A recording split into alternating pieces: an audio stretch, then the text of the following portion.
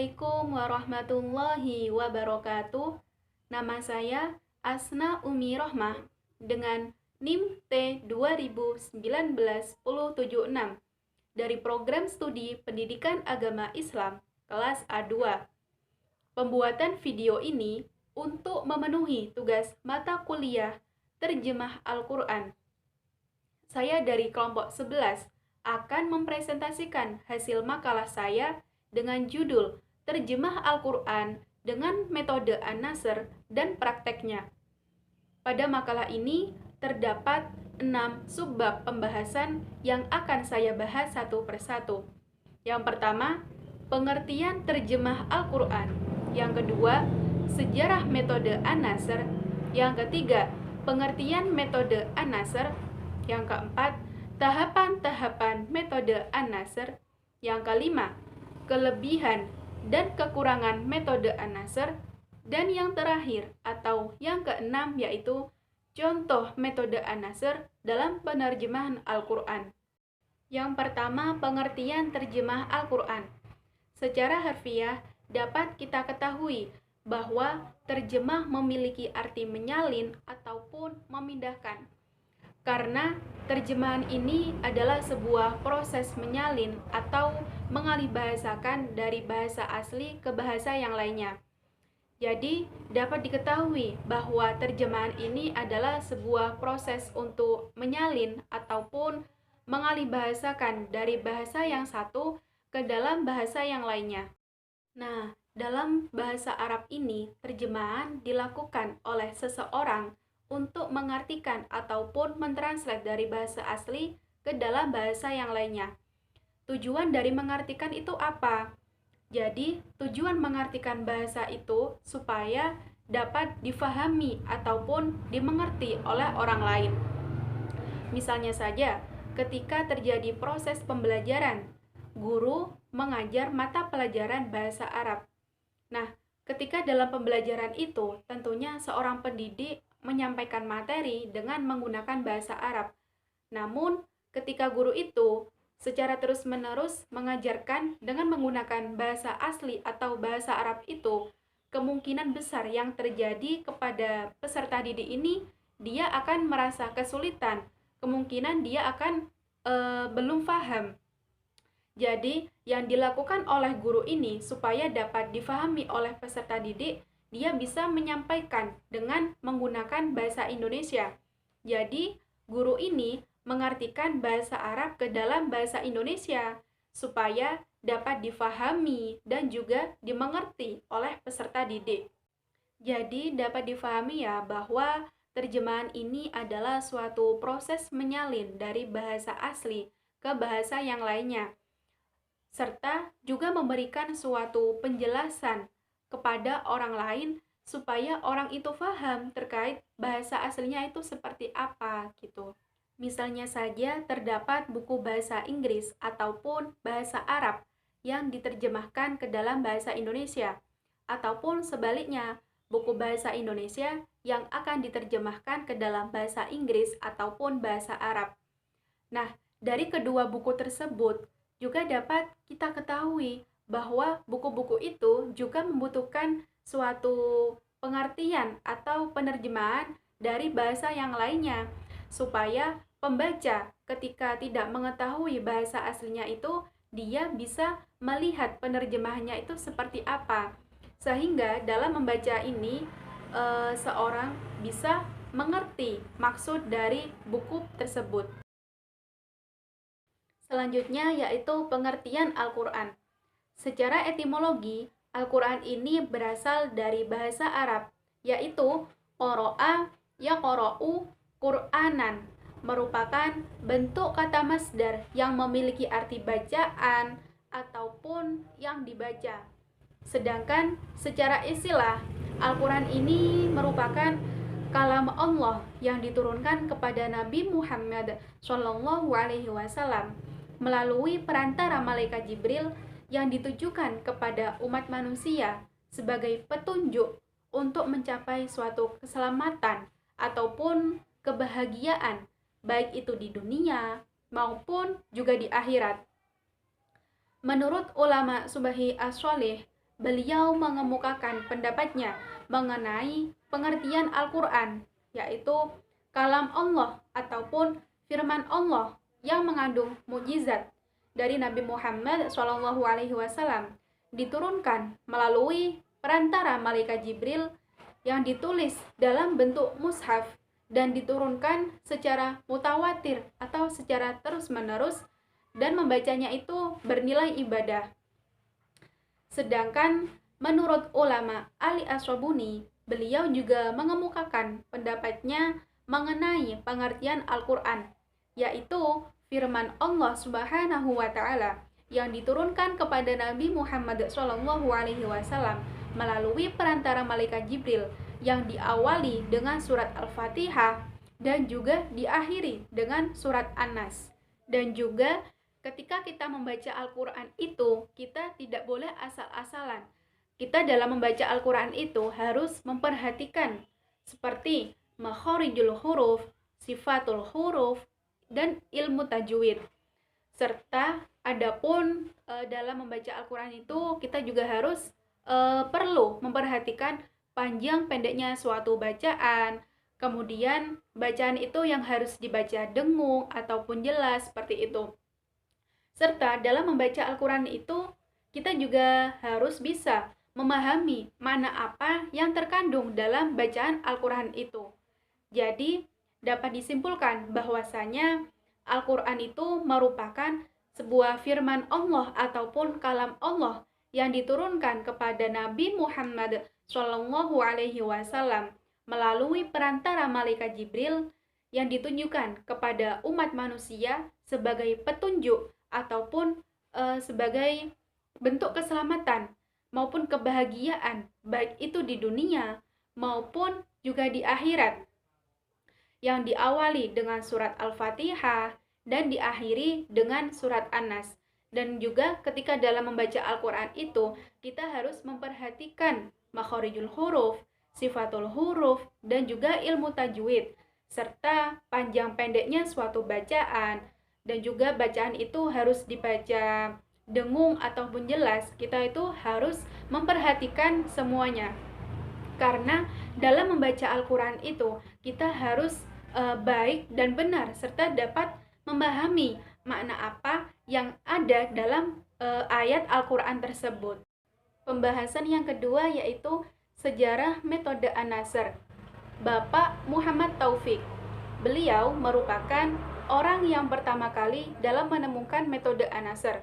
Nah, metode An-Nasr ini memberikan suatu keringanan terhadap orang-orang yang tidak berasal dari Arab langsung, supaya mereka itu dapat mengartikan dan mencerna ataupun mengerti makna yang ada dalam Al-Quran. Kemudian adanya perkataan moco Al-Quran angen-angen sak maknane. Maksud dari perkataan tersebut ialah bahwasanya seseorang dalam membaca Al-Quran ini dia tidak hanya membacanya saja, tetapi juga dapat memahami makna apa sih yang ada dalam Al-Quran tersebut. Kemudian metode An-Nasr ini mulai dirancang pada tahun 1999, dan di tahun 2005 beliau mulai mengadakan uji percobaan terhadap 7 peserta didik yang memiliki berbagai macam usia, yakni mulai dari usia 5 sampai dengan 16 tahun. Nah, beliau mengadakan percobaan ini di waktu pagi dan petang, entah itu sore ataupun malam. Kemudian hasil yang dapat diketahui oleh peserta didik ini yaitu setelah mereka belajar yaitu selama 5 tahun.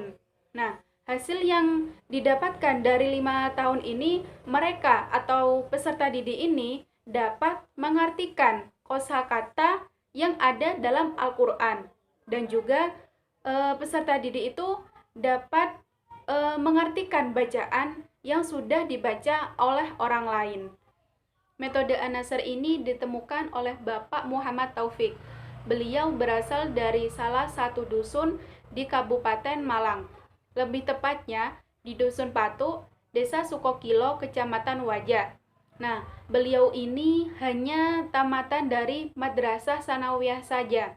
Akan tetapi, setelah beliau menemukan metode An-Nasr, kemudian beliau diberikan suatu tawaran atau suatu kesempatan oleh Kepala Sekolah SMK Cendika Bangsa Kepanjen untuk melanjutkan sekolahnya dengan menuntut ilmu. Akhirnya, Bapak Taufik ini mengejar paket C. Dan di tahun 2020, beliau melanjutkan di perguruan tinggi atas dasar penerimaan beasiswa yang diberikan oleh Kepala Sekolah SMK Cendika Bangsa tersebut. Metode ini terdapat 2 buku yang nantinya diberikan kepada guru dan juga diberikan kepada peserta didik, supaya memudahkan ketika terjadi proses belajar mengajar.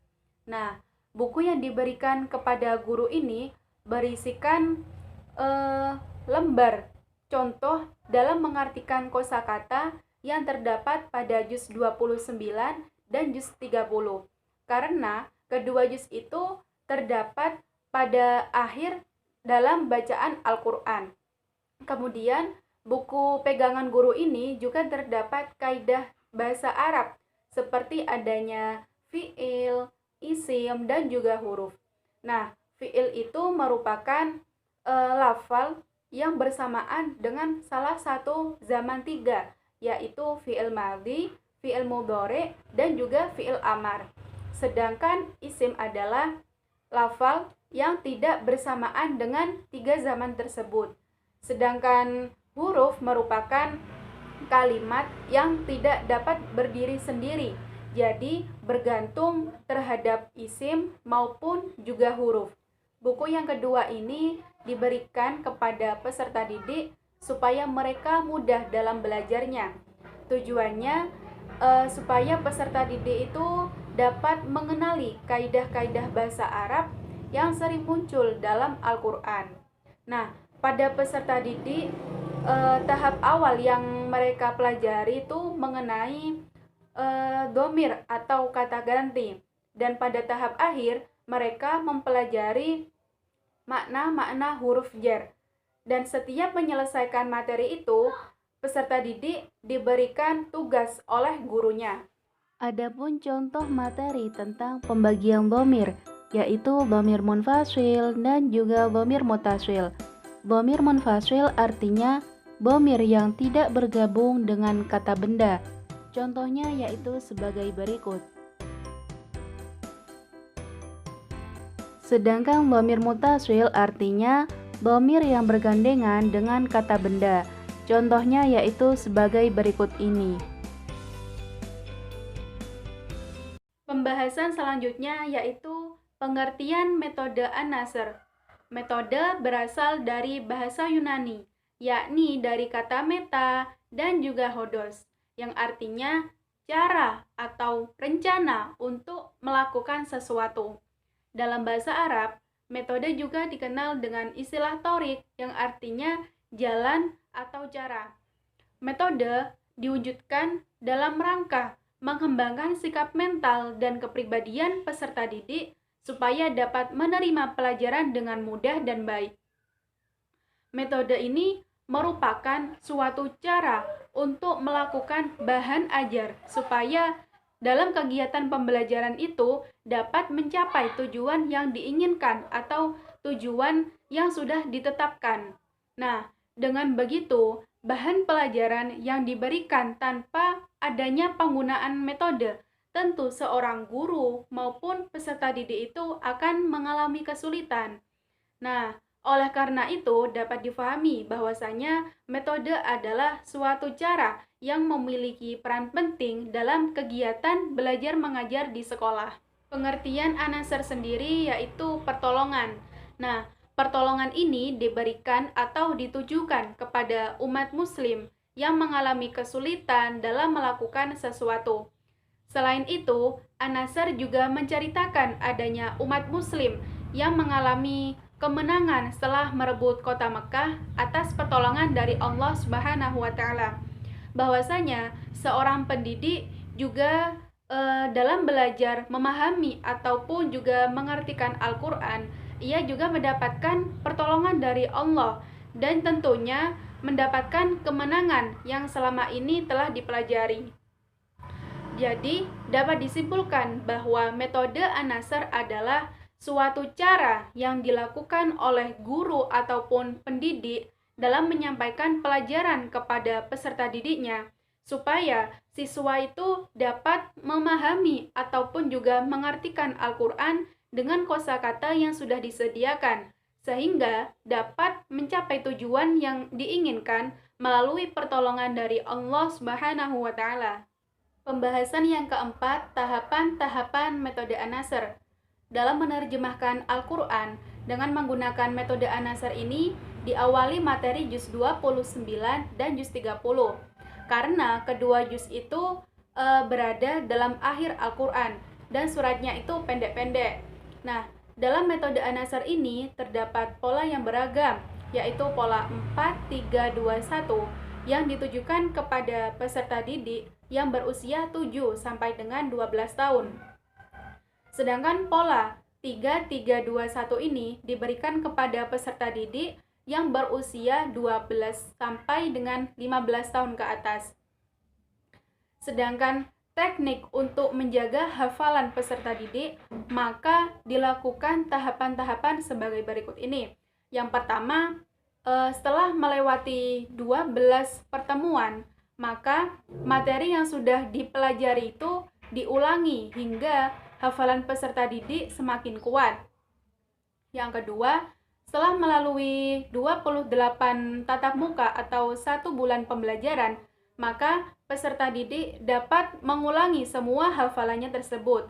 Yang ketiga, peserta didik mengulangi materi hafalan, baik itu surat ataupun ayat Al-Quran yang mereka masih lemah tingkat hafalannya, atau peserta didik dapat melihat tulisan dan catatan yang ada pada buku tersebut. Pembahasan yang kelima yaitu kelebihan dan juga kekurangan metode An-Nasr. Dalam suatu pembelajaran, tentunya memiliki kelebihan maupun kekurangan. Nah, dalam menerjemahkan Al-Quran dengan metode An-Nasr ini, dia juga memiliki kelebihan dan juga kekurangannya.